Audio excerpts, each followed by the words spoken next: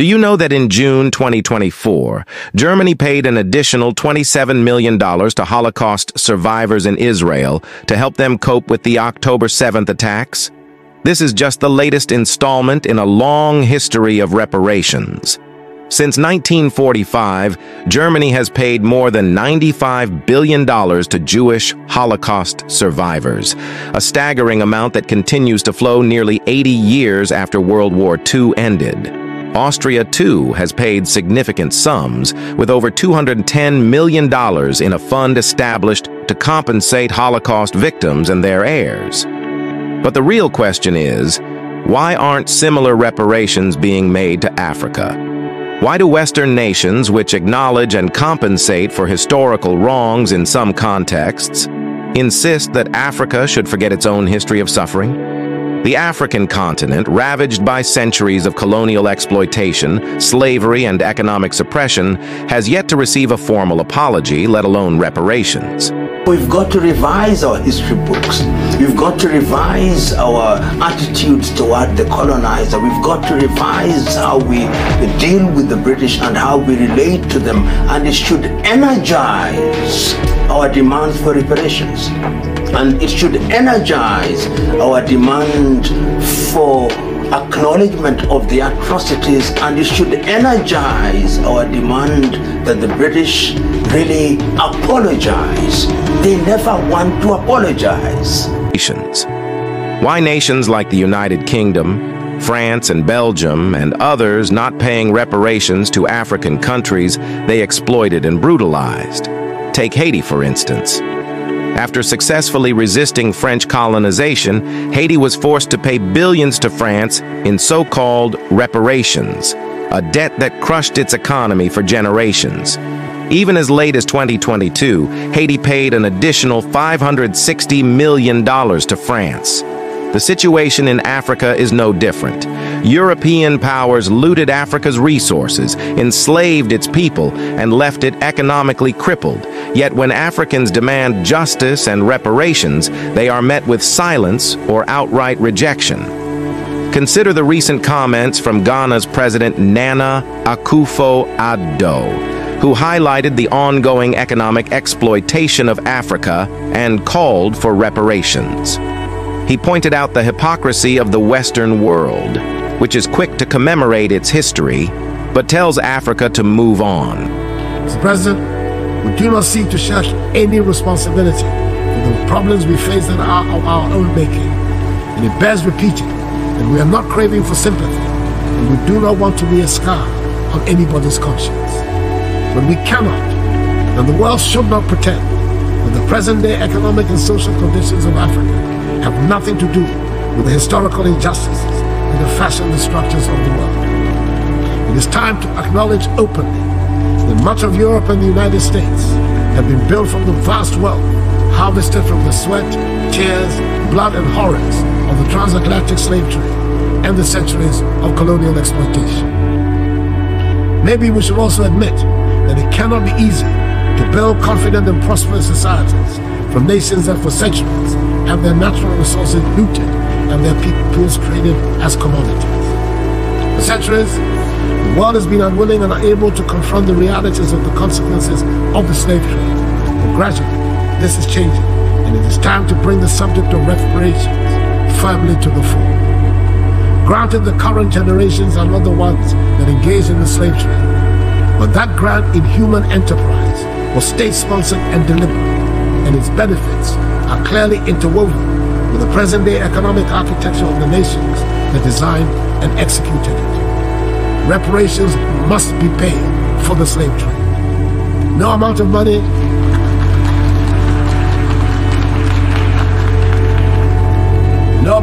will ever make up for the horrors, but it would make the point that evil was perpetrated, that millions of productive Africans were snatched from the embrace of our continent and put to work in the Americas and the Caribbean without compensation for their labor. If there are any hesitations in some minds about the paying of reparations, it is worth considering the fact that when slavery was abolished, the slave owners were compensated for the loss of the slaves because the human beings were labeled as property, deemed to be commodities. Surely, This is a matter that the world must confront and can no longer ignore. The African Union has authorized Ghana to hold a global conference on the issue in November in Accra. It's probably also the time to return to that vexed subject of illicit financial outflows out of the continent of Africa. I refer to the report of the panel chaired by the highly respected former South African President Thabo Mbeki on the illicit flow of funds from Africa, which states that Africa is losing annually more than 88 billion United States dollars through illicit financial outflows. Yes, those monies too must be returned to the continent. It is difficult to understand why the recipient countries are comfortable by retaining such funds and are happy to call those countries from whom the monies are taken as corrupt. I believe that a joint task force of the African Union Commission and the OECD Secretariat under the auspices of the United Nations should be charged to find ways of stopping the damaging outflow. Is it possible that the continent is still under a form of colonial rule, masked by economic and political control? Let's take, for example, in Zambia, where the Chinese government has significant control over the country's infrastructure and economy through massive loans and investments.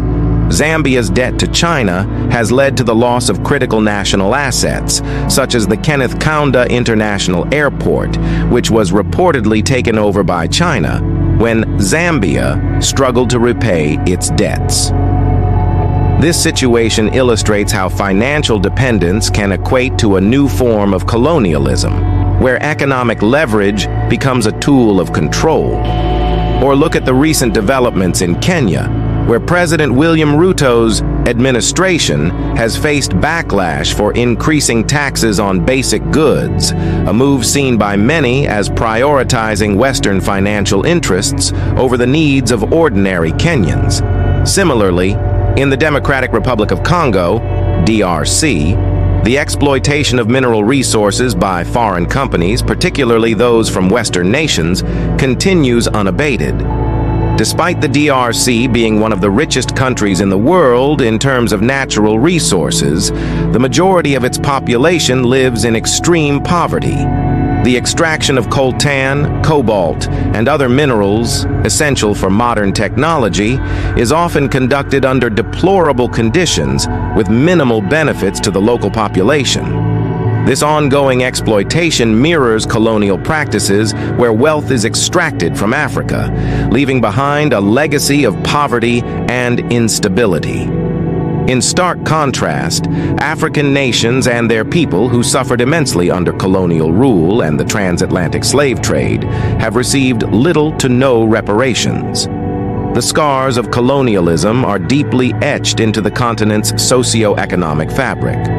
How can a nation ever hope to recover when it's shackled by the very chains it fought to break? The story of reparations is not just about monetary compensation, but about acknowledging the past. Germany's ongoing payments to Holocaust survivors exemplify this recognition. Each year, Germany allocates significant funds to ensure Holocaust survivors live in dignity, with over $1.4 billion earmarked for 2024 alone.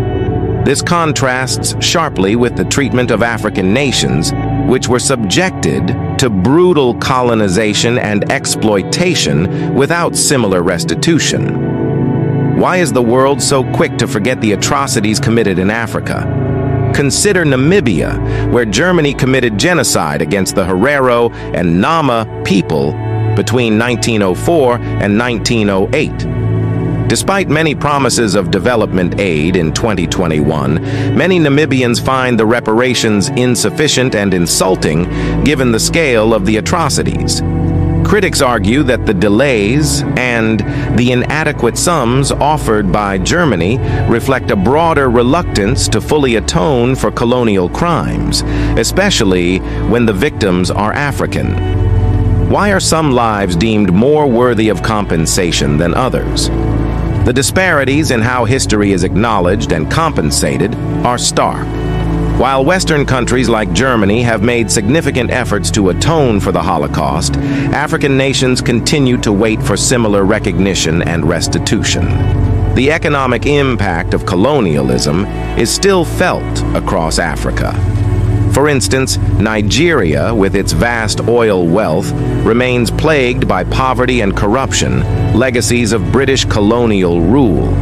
Similarly, the Democratic Republic of Congo, rich in minerals, suffers from instability and exploitation, remnants of its brutal colonization by Belgium. But international community turn a blind eye to these ongoing injustices. Why is the narrative different for Africa? Why are the descendants of enslaved and colonized Africans not given the same recognition and reparations as Holocaust survivors? While European countries like Britain and France built their wealth on the backs of African slaves and colonies, they have largely ignored calls for reparations and meaningful apologies. How can the world claim to have moved past its colonial past when the legacies of exploitation and oppression still shape the present? The push for reparations is not just about financial compensation, but about justice and recognition of historical wrongs. It's about addressing the economic disparities that stem from centuries of exploitation and ensuring that African nations and their people can rebuild and thrive on equal footing. The conversation on reparations must include a critical examination of the Western world's reluctance to fully acknowledge and compensate for its colonial past, and a commitment to rectifying these historical injustices. Can we ever achieve true justice without addressing these glaring inequities? The time for Africa to receive its due reparations is long overdue. The world must move beyond empty apologies and take tangible steps towards justice and equality. The world cannot selectively acknowledge history. If reparations are justifiable for some, they must be so for all. As we reflect on the billions paid to Holocaust survivors, Africa must also advocate for similar recognition and reparations, ensuring that history's wounds are truly healed. Will the world finally listen to Africa's cry for justice? But it's not just external powers at fault. African leaders themselves often contribute to the continent's struggles through misplaced priorities. Wait, for instance, as we know, President Ruto's decision to increase taxes on basic goods reflects his administration's need to generate revenue amidst economic challenges. The move aims to meet financial obligations, improve infrastructure, and support public services. However, no doubt, these taxes disproportionately burden ordinary Kenyans who are already struggling economically. Now, comparing this situation to Germany's recent additional payment of $27 million to Holocaust survivors, one can argue that significant financial resources are indeed available for such critical needs. If similar attention and financial commitment were directed towards Africa through reparations for historical injustices like colonial exploitation, it could alleviate the need for burdensome tax measures and other financial issues on already vulnerable populations. As we reflect on the billions paid to Holocaust survivors and the ongoing discussions around reparations, it's crucial to consider why similar recognition and restitution haven't been extended to African nations. The economic and social challenges faced by many African countries are not just a result of historical exploitation, but also of current-day decisions and policies that often prioritize short-term gains over long-term justice and development. Meanwhile, breaking news. Zimbabwe has introduced a new gold-backed currency called the ZiG to help fix its economy. To make sure people use this new currency, the government has set a strict rule. Anyone caught using the US dollar or other foreign money could go to jail for up to 10 years. This is meant to encourage everyone to use the ZiG instead of foreign currencies.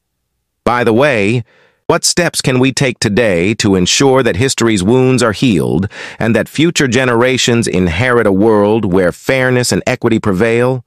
Drop your comment below. Drop. If you are still not following us, you are probably never going to see us again. But if you are, congrats. You are on a journey of discovery as we unlock the mysteries of the past.